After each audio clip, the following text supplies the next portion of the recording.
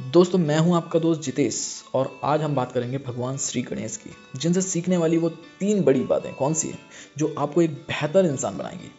आइए बात करते हैं 3 learnings from Lord Shri Ganesh.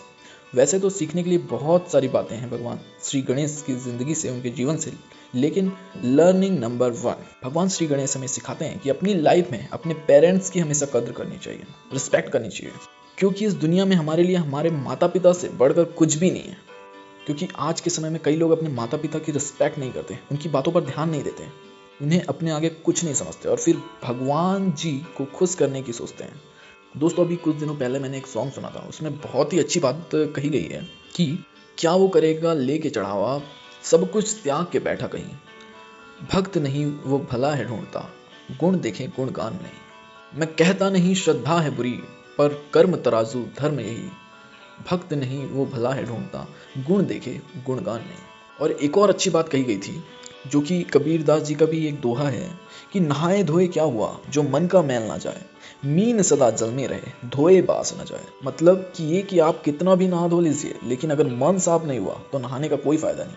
क्योंकि जैसे मछली हमेशा पानी में रहती है लेकिन फिर भी वो साफ नहीं होती, मछली में बदबू हमेशा ही बनी रहती है। इसलिए अपने घर के भगवान मीन्स हमारे माता पिता को खुश रखने की सोचिए, ऊपर वाले भगवान खुद ब खुद आपसे खुश हो जाएंगे। क्योंकि एक बहुत पुरानी कथा है कि एक बार भगवान शिव और पार्वती ने एक चमत्कारी फल को अपने दोनों पुत्रों को देने का विचार किया, लेकिन फल एक ही था।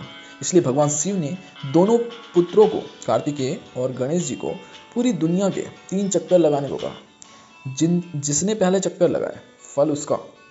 तो कार्तिकेय फटाफट पूरी दुनिया का 3 चक्कर लगाने के लिए निकल पड़े, लेकिन श्री गणेश जी ने अपने माता पिता के ही 3 चक्कर लगाए और उन्हें प्रणाम कर कर कहा कि मेरे लिए तो सारी दुनिया ही आप हो और आप दोनों से बढ़कर मेरा कोई संसार नहीं है। इसलिए दोस्तों अपनी लाइफ में अपने पेरेंट्स की हमेशा कदर कीजिए, हमेशा रिस्पेक्ट कीजिए।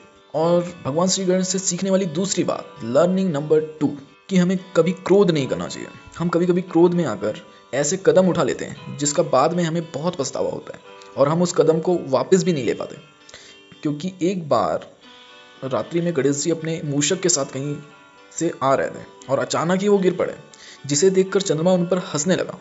ये देखकर गणेश जी को बहुत क्रोध आया और उन्होंने चंद्रमा को श्राप दे दिया, तुम अपनी रोशनी से कभी भी नहीं चमकोगे।